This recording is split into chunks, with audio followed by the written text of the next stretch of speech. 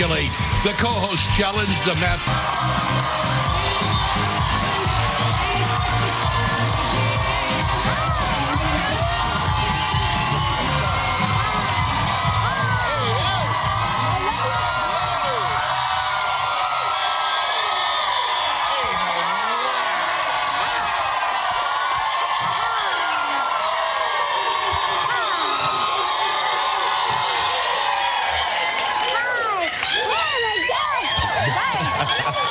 Guys,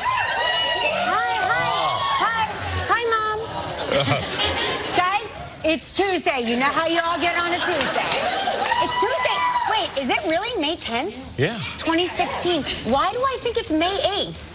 Oh, that means I've forgotten to do some stuff. Yeah. It's going welcome up to the on show, a Tuesday. Everybody. Yeah. Yes, welcome. Yeah, welcome. Y'all are enthusiastic Very today, huh? enthusiastic. Yeah. I love it. I do love it. So how was your night? Good day yesterday? Night was good. I got my hair colored back to its natural shade of platinum blonde. Looks good though. I like it. Thank you. You do? Yeah. It's getting hard. Like, I'm not going to say I have gray hair, but let's just say I have gray hair.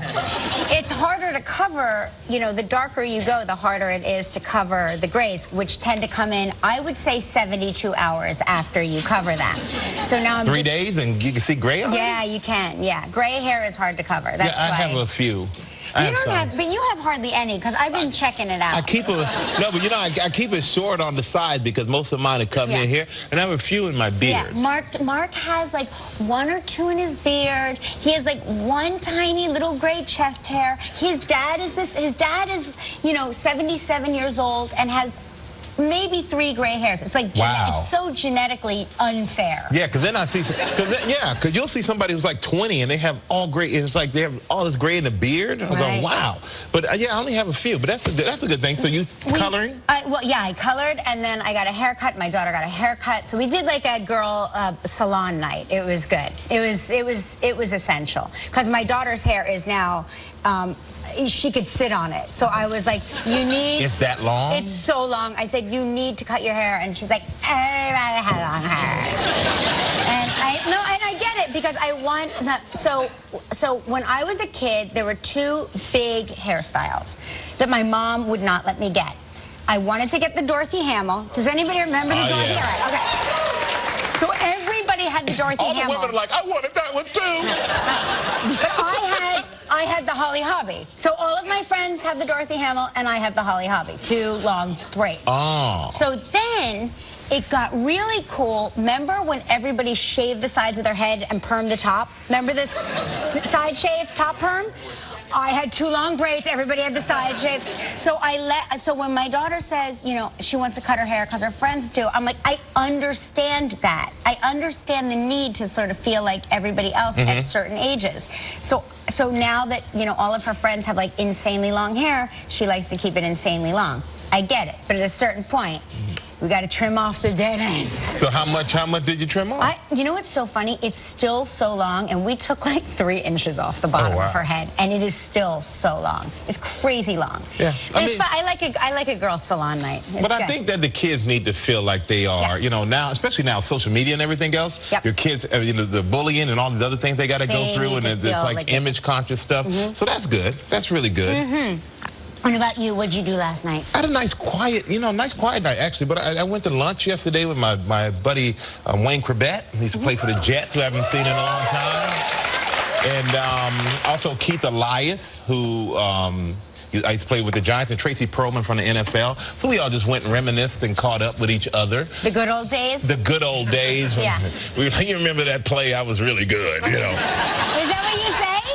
Is that you talk about how good you used to be? No, it's like so Al Bundy. You know what we actually, when it came to football, we actually talked about times we had to play against each other. And Wayne was short but stocky. He may be 5'9", but he was so stocky. And he from Hofstra. He went to Hofstra. He was a walk-on. They didn't draft him. He walked onto the team, but he looked so much like a boy that when he went to Hofstra, the security guy didn't want to let him on campus because they thought he was a fan just trying to get close to the team. And he's like, no, I'm a player, I promise. But he ended up being one of the greatest players the Jets have ever had, one of the greatest receivers they've ever had, and he had to retire because he had concussions. Big concussion. Yes. But he made a heck of a rebound, though. I mean, he's an investment maker now. He's doing very well. I'm very proud of him. That's good. But he had one, I remember, we always talk about this one situation where he came down, I'm lined up, and I don't see him coming this way, down the line, and they hike the ball, and his job is to come and hit me right in my ear hole. In your ear hole? Yes, and he does it. Hit me right there. Bow!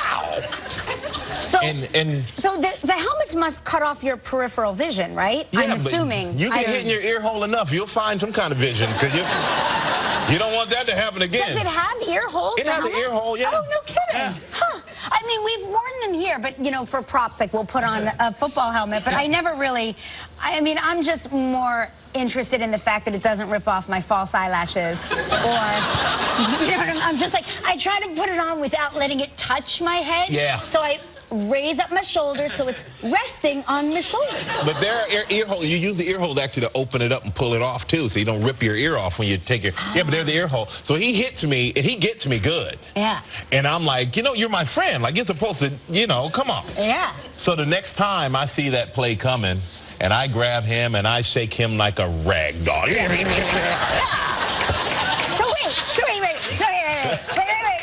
Time out. Okay. So here's what I want to know. Everybody, I know, I'm like, time out, flag on the mic. So you guys are friends off the field. Everybody, we love each other off the field. No, I understand that. Not everybody loves each other. No, I've seen horrible fights. There's some guys I can't stand. Right, okay. But name them now. No, don't. I'm just kidding. Don't. As your attorney, don't. Okay, so you guys are really good friends. You love each other. Yes. But he's got to knock your block off. He's got to do it. He's got to do it. So do you look at him when you're on the ground? Are you like, are you crazy? You know what? No, I lay there and I'm like, I'm going to get you back. Oh, yeah. But do you say I'm going to get you back, but do you say other words in the middle of all of those words? Yeah, absolutely. Okay. I'm always words curious. You can't repeat here on TV. Aren't you curious about, like, I'm always like, when they're in that pile and nobody knows where the ball is, gosh. and people are doing, and you know, it's well, you know what? human You nature know where the ball is. Yeah, but why when you're in that pile, you're squeezing everything. Balls.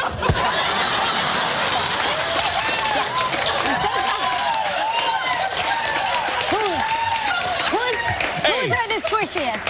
Whose are the squishiest? Whose are the squishiest? I mean, when you're in there, you're just squeezing. Yeah. You don't know. Like sometimes you don't know what you're grabbing, but you know I'm in a pile and I don't get to do this all the time, so let me inflict some pain. Yeah. But you don't know what you're squeezing. You just hope you're not squeezing yourself. That's what I'm saying. But it's like a sonogram, isn't it? It's like a sonogram. You know, they show you a sonogram. They're like, do you know what that is? And you're like, is it a penis? And they're like, it's an elbow. And you're like, oh, I was going to say an elbow. I was going to say an elbow. 100%. That was my second guess, was an elbow.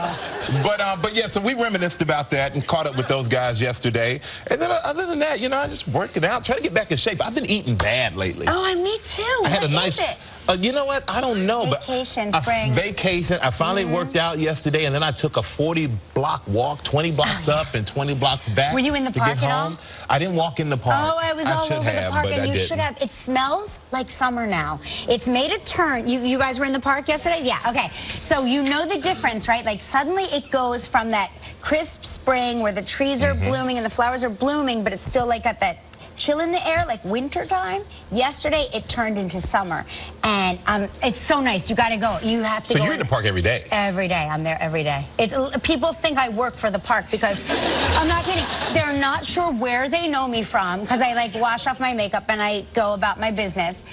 I look familiar, so they associate me, and I think because I talk about the park so much that they'll come up to me and they're like, where is the Alice in Wonderland statue? And I'm like, it's right this way, I'll show you.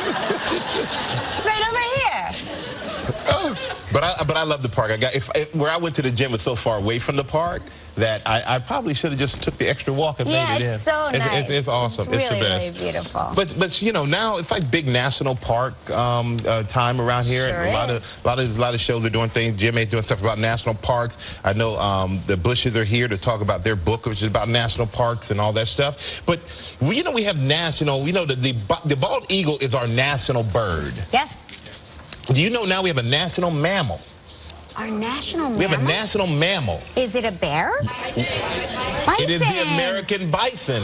No kidding. You knew that?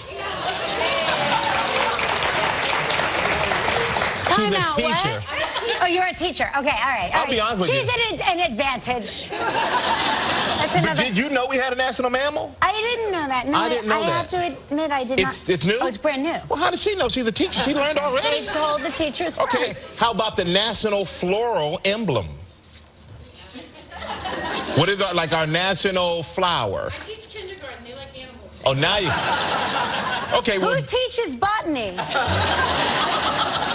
Well, our national floral emblem or flower would be the rose. Oh. And then we have a national tree. It is the oak. Yes, the oak. That makes sense. We are an educational program. We really are. We really are. Have you ever gone hiking in any of the national parks? Have you done big, long hikes? No, I went to Yellowstone. Oh, I went to Yellowstone. Yeah, it was so great. foggy I couldn't see nothing. Oh. Went hours out of the way, but it was great. I'm glad I went, but I definitely would like to take my kids to some national parks. Well, you have to. You absolutely have to take them to the Grand Canyon. Mm-hmm. I mean, you have to absolutely. You have to do that. It's such a. I think probably the best thing we ever did as a family was go to the Grand Canyon. But did you camp out? We didn't camp out. We stayed nearby, but we didn't camp out there because we don't know enough about camping and we know our limits. We are not hardy people like that. You know, we hear one like, oh, and the whole thing is gonna fall. We're not. I think you hear like one. No, I could hear like a chirp, chirp. You know, we're city people by nature, but we do, I mean, we enjoy being out in the wilderness just during the daytime and with a guide. Yeah. We did see a rattlesnake once, though. Yeah, on a hike. Talking me out of this trip already. No. I'm telling you, if you're with a guide, and a lot of times the parks provide guided tours, you just have to, book them in advance. If you're with a guide and you see a rattlesnake, somehow you feel as though it's less dangerous. I don't know. He's like, look at that, it's a rattlesnake. And I'm like, is it dangerous? He's like, as long as we leave it alone, it'll leave us alone. And I was like, okay, that makes sense. Yeah. But I would worry about walking and like stepping near one without knowing if they're because they blend in and then all of a sudden. Well, they rattle. That's the thing. They don't want you to. They're the one snake. What if I'm walking, it doesn't see me, I don't see it. No. I step on it, it does not have time to rattle. No, they feel us. They feel us, they smell us, they sense our heat, and they can feel us moving near them. So they are like, that's why they start like with that before you even, get near them. I still think I can sneak up on one. Just saying. Before we get to, I saw this article this morning and I thought of you immediately in the Science Times. It is about, now listen to these odds, ladies. If you think you have problems in the dating world, there's this thing that happens. She's looking at her friend like you do. This thing happens. Wow. Every year, 75,000 snakes, the size of a living room, congregate, okay? And they're male snakes. And what are they waiting for? They're waiting for a few females to slither onto the scene. Now, when they do slither, these males, they swarm the female. Sometimes it can be a ratio of 10,000 males to one female, okay? They try to seduce her by, now I want you to pay attention to this, it's very important. They try to seduce her by rubbing their chin on her back and then licking her, okay? I'm giving you, this is helpful.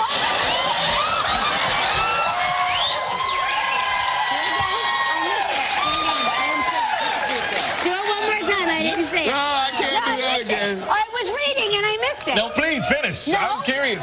So that's Now, it? okay, now listen. She ultimately decides when she's ready to mate by a mysterious mechanism called cryptic female choice. You know what? Suddenly, I love the snake. So she just chooses after all that, 75,000 well, she looks at all the men and she's like, I choose you. And he, well, I don't want to tell you what he does, but he does something. And she decides if, in fact, she wants to give birth to the live babies or wait for a better option. Isn't that interesting? You know what? It reminds me of two shows. One, The Bachelorette. The Bachelorette. And two, could you imagine if you had a Maury for snakes? You are not the father. You got like 75,000 paternity tests. And neither are you. Neither are you. That's interesting, though.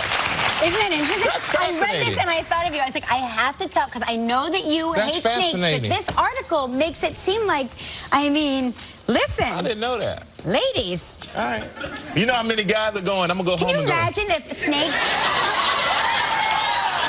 I know guys are thinking it. I know Can you're thinking it. Can you imagine if female snakes had Tinder and they'd be like...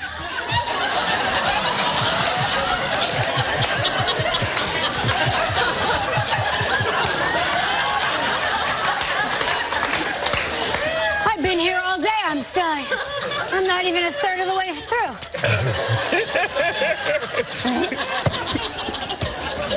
Anyway, stuff to think about. Stuff to think about. All right. Be careful walking in the woods. That's all I'm saying. All right, everybody. You guys are an awesome Tuesday audience, and we got a big show for you. The incredible... Thank you. Gotcha. The incredible Jessica Lange is here. She's starring on Broadway in A Long Day's Journey in Tonight, which is getting raves. But she's awesome. I mean, she's incredible. She's incredible. And also, the former First Lady, Laura Bush, and her daughter, Jenna Bush Hager, are here to discuss their book. Excited about that. And he won the math counts competition, and his name is Edward Wan. That's right, from Bellevue, Washington. We're going to take him on this year. We're going to show him who's boss. We're going to make it easier on ourselves because we've decided, since we're all in this together, that you should be in this with us. Yes. So we're tired of feeling like idiots alone. Exactly. Join us, won't you? Yeah, because when we do our math stuff later, you can go to kellyandmichaelnow.com and you can help us. It's like a multiple choice. The answers are. Yeah, it's like a lifeline. Because we just couldn't figure them out without the multiple choice. Help us defeat Edward Wan. Yes, help us. Give us advice. He's 13. He has his whole life to win. Let us win once. All right. It's time to go kick this party off. I'm expecting a lot out of you, man. You look like you're ready. It's time for our Spring Skies Travel Trivia.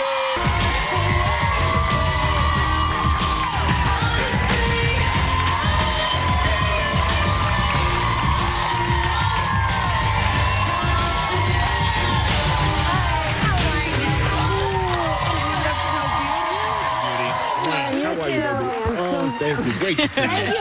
Thank you for fitting us in. I know you are in the middle of a grind. Yes. It is. It's tough. It's right? It's a tough schedule, but... You make it look easy. Oh, not necessarily, no. First Tony nomination, is that true? It is. It is. I'm thrilled. I couldn't be more thrilled. Especially for this role in this play. I mean, it really is. And Kelly said, because when you're doing a play, I think you're 7 days a week. Well, 6 days, 7 performances a week. So, but you've been so busy, but do you ever get a chance to go back home to Minnesota? Well, I do. I mean, you know, I'm always there over the holidays and, you know, for the summer months. So as soon as this show comes down, I will be on the next flight to the Northwoods, yes. Now, you know, it's so funny. I'm thinking about you, and I think of you I don't know. I think of you as my sister, but you're a grandma. I am. I oh, yes. Yeah. Yes. And you have, so your grandkids, but they call you Mim, right? They call me Mim. Which I like. Yep. Have they seen any of, you know, like my kids' favorite movies are Tootsie and King Kong? Have they seen any of those? Well, a couple years ago, we were up at the farm and watching TV, and Tootsie came on. And I sat there with them. They were still pretty young. And I just waiting to see if maybe they would say, "That's you!" And so we sat there and watched a few scenes, and no recognition whatsoever. And then I finally said to them, "That's me." And it was a scene between me and Dustin in drag, and they said, "Which one?" It was pretty brutal. That's incredible. I know. You gotta love the kids. Yeah, you gotta love them. You gotta love the kids. Hey, we gotta take a quick break, and when we come back, we're gonna find out what it's like to run a marathon almost every day on the Broadway stage. So we'll be right back to have more with Jessica Lange. So stay right there. Right. Battling a lot of demons. A lot of demons. Well, he wrote it about his own family. And in his dedication to his wife, you know, he wrote it as he says, an act of forgiveness for the 4 haunted Tyrones. So he was writing about his mother and father and his brother and himself. Right. And it really is. I mean, it is, I think, one of the great, if not the great American plays, because what he's, it's universal in, you know, this kind of deadly truth of his experience, but it touches everybody, really. I mean, I think everybody who sits in the audience can see something that that's familiar to them, that touches them. It's a very emotional play. Yeah, and the play's nearly 4 hours long. So what kind of stamina what does that require from you, stamina-wise? Well, I mean, it's, you know, oh my God. I mean, sleep is my main ally these days. Yeah. I mean, we apologize. Yes, I know. I've only done this for you. No, I mean, you know, without a good night's rest, and you know, and then you warm up. You just like an athlete or a dancer, you know, because it's a very physical play. So you've got, you know, the kind of dance warm up, and then the voice warm up, and then making sure that you're like eating properly. I mean, it's a bore, let me tell you. The whole thing that you have to do to stay in shape. Well, not the play, that's for sure. No, not the play. That's for sure. Not the play. And we also look forward to this upcoming, is it a series? It'll be a limited series. It'll be like 8 parts. So it's called Feud. It's called Feud. And you would play... Joan Crawford. Oh, the Joan Crawford character. And Susan Sarandon is playing... Betty Davis. Yes. And so, for all those fans of American Horror Story who are going to miss you, they get to catch you in this, which is another Ryan Murphy production. So. Yes. So make sure in the interim, while we're waiting for Feud to come out, make sure you go see Long Day's Journey into Night. Yes. It's on Broadway right now. Incredible. Make sure you go see her. And coming up next, Laura Bush and Jenna Hager will be here. Tomorrow on Live, Chelsea Handler. The former First Lady and First Daughter of the United States, together they've written a picture book called Our Great Big Backyard. Please welcome Miss Laura Bush and Jenna Bush Hager.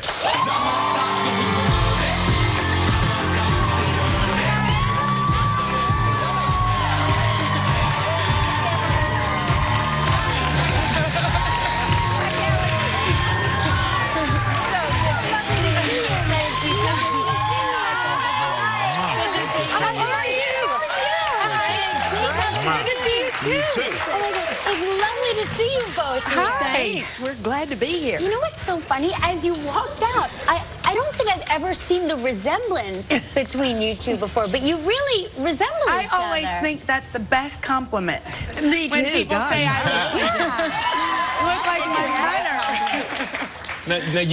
She's a lot taller, though. Yeah. She gets really mad when we wear high heels and she's in flats. I gave up high heels when I left the White House. Oh, I don't blame you. That has to be the best part about leaving the White House. Exactly. But you lived at the White House for 8 years. But do you miss anything about it? You miss it? Yeah, I miss the chef. So does George. I bet. Yeah, because my mom's gotten really good at scrambled eggs. We baked a cake. It was my husband's birthday yesterday. Oh, happy birthday! Thank you. And I myself take after my mom in the domestic goddess category, meaning I'm not one. And we tried to bake a cake yesterday, and she was just as helpless. It was pitiful. Exactly. Well, I'm so curious about it because you grew up in the White House, and Well, no, she didn't. She was in college. I grew up, remember? The freshman 15 pictures? I mean, but still, you're still... You don't remember? But I mean, you're still there. I mean, you were there with your grandfather. Yeah, I mean, that's that right. was a Well, that part is of your right. life. And I'm right. always so impressed with how families can raise children under the scrutiny of just being, you know, the president of the United States and raise such, and time again, everybody's so lovely. Everybody turns out so well. So what's the secret? I don't know the secret, but Barbara and Jenna were born when their grandfather was vice president. But I think part of the secret is, and people, you know, my sister wrote just in Vanity Fair the sweetest, and I cry at the drop of a hat, thing about my parents and about being a twin. And she said that our life, I know, just in case. It's okay. I better keep it here just in case. She said that our life was extraordinary in scope, but ordinary in the day-to-day. Wow. And that was true. We lived in suburban Dallas. As little kids, we played in the alleys or the sewers, and we pretended they were these magical places. Our parents took us to school every day. We had a very normal childhood. So that, you know, I think also we had unconditional love. And when your parents love you and you know that, and you know that, you know, even when you make mistakes, you'll have somebody to lift you back up. That's amazing. You'll be okay. And they were so...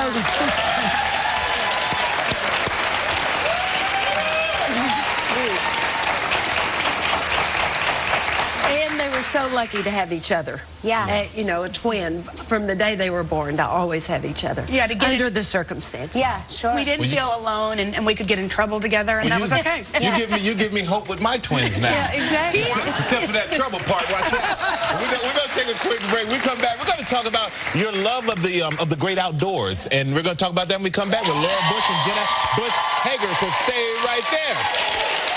Friday. The laughter. The fun. Join us. We're back with Laura Bush and Jenna Bush Hager. Of course, you've written this great children's book, Our Great Big Backyard. This is your second book together. Yes. That's right. I'm so impressed that mother and daughter can work together and I have to say, survive. she did try to take out some of my favorite parts. Yeah, Jenna mainly wrote it, and I edited it. She was a librarian, though, so the editing with her is very intimidating. Right, of course. You got to have your grammar right, or there's judgment. Now the book is about but it's about a family vacation. That's right. It's really about our national parks, and we did it this year because this is the centennial of the National Park Service, and I've hiked in the national park every year for 30 years with my childhood friends that I grew up with in Midland. And I heard you talking about you did not sleep in tents. Earlier in the show, you were saying you and your family. Well, my mother and I did. Okay. We went on. They brought 1 year we invited our daughters and on our trip. How long is the trip? And they've never done it again. How long were you together in the tent? Well, it was the Grand Canyon. It was the float trip on the Colorado River and then the hike out. A week together. A week of a tent. In a tent. Oh, there you go. Okay. It was sandstorms down below where I had to wear goggles over my contacts. She had goggles. We did the day version of that. Yes. We did it for a week, and then you have to hike out at the very end. And I have to say, everybody said, Jenna, how did you hike out so fast? And the thought of just an hour alone really got me going. The girls hiked out in quickly in 4 hours. The old mothers hiked out in 7. Yeah. Wow. And I did at one point think it's going to be so embarrassing if the First Lady has to be carried out on a gurney. That can't happen. But I made it. I really appreciate you bringing so much attention to the national parks, which are a treasure, a real treasure to families like mine. No, they are, and you know,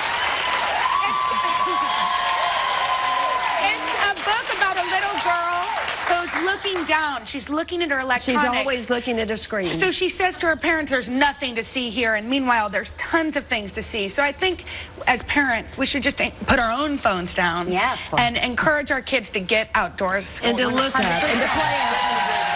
Mother and daughter working together, twins, unconditional love, putting down the screen and paying attention to what's around you. This is just awesome. Thank you. Thank you both so much. It is a great big backyard. It's on sale now. Laura Bush and Jenna Bush Hager, everybody. We're going to take on this year's Math Counts winner when we come back. We need your help at home. Don't abandon us. Tomorrow on Live from Once Upon a Time, Lana Parilla.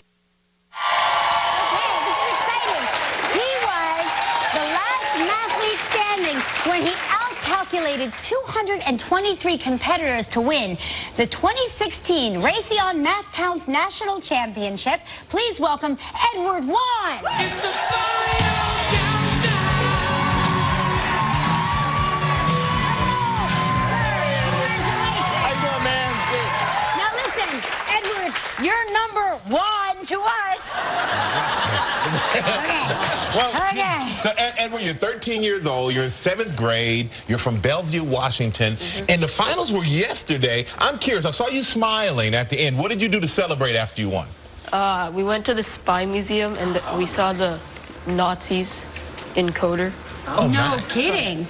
Yeah. That is, I've got to tell you, I've taken my kids to that Spy Museum, and it is an incredible place. Did you buy any of the merchandise there that they have? Yeah. What'd you get? We got a shock pen. There you go. Shock pen. Always popular.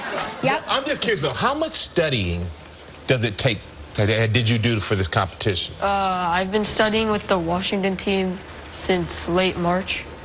We meet once a week for 3 hours. Yeah, so you won 2 medals, isn't that correct? Yeah. Because you won the team medal and this medal as well. Check it out. Are you ready? Now wait.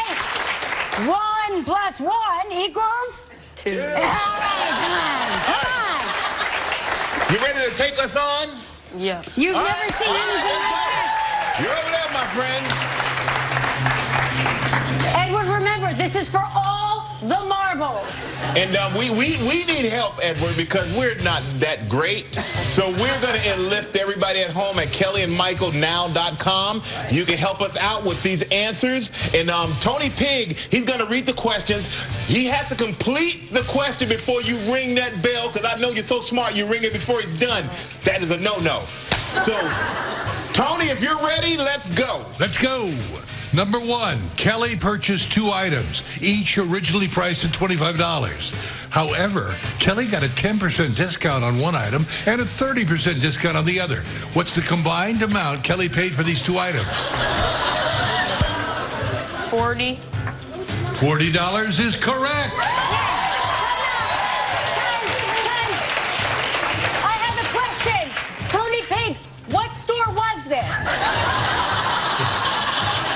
Who's online? Okay.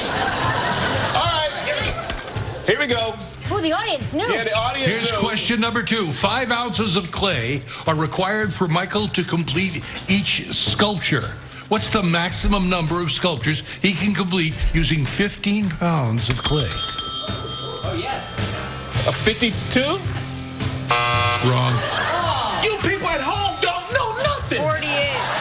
48 is the right answer. Okay, here's number 3. Are you ready? How many ways are there to make 14 cents using any combination of pennies, nickels, and dimes? I'm just waiting for Edward. 10. Wrong, Edward. We got a shot. Okay, but let's listen to the Let's people, go to the Kelly. audience. The audience says, well, they keep changing their minds. It's okay. Let's go. Let's go 6. 6 is winning. 6. Wrong. The answer is 4 ways. You know what's so funny? Our teacher's like 4 ways. Where were you earlier? Lady, you gotta yell louder. All right, here we go. Okay, this is number 4. Kelly repeatedly rolls 2 standard 6-sided dice and records each resulting sum. What is the maximum number of rolls without repeating a sum? 11. 11 is right, Edward. Okay, last one. Michael writes down all the positive integers from 119 to 158. How many times does he write the digit 2? I don't even know what none of this means. 10. 10 is incorrect. The audience is really hurting us in this game. 14. 14 is right, Edward. Okay. All right. Well, not surprising, Edward won again. Yeah. Yes. What? Check That's out yours, my friend. Check out that trophy. You can put it with all the others. Congratulations. We're proud of you. We'll be right back, everybody. I need to go back to And if you'd like to know more about anything you see on Live, log on to our website, livekellyandmichael.com. Welcome to the inbox, everybody. I'm still amazed that Edward won. How quickly he was so smart. I mean, I was just like thinking he's my son's age, you know? I don't know that my son could come out here and do all of that in front of everybody. He would have been terrified. I mean, He's amazing. amazing. Amazing kid. Cindy Franklin from New Hampshire is talking about rattlesnake warnings. It's not just the rattle, y'all. She says rattlesnakes are also known to emit a scent of oranges. I did not know that. So not only the rattling of the tail, but if you smell oranges, there may be a rattlesnake nearby. If I'm smelling oranges, I'm unguarded, and then they get you. And Lynn said, Mike, you need to do that snake move in the next Magic Mike movie. I don't know about that. All right, tomorrow, tell your handler, if once upon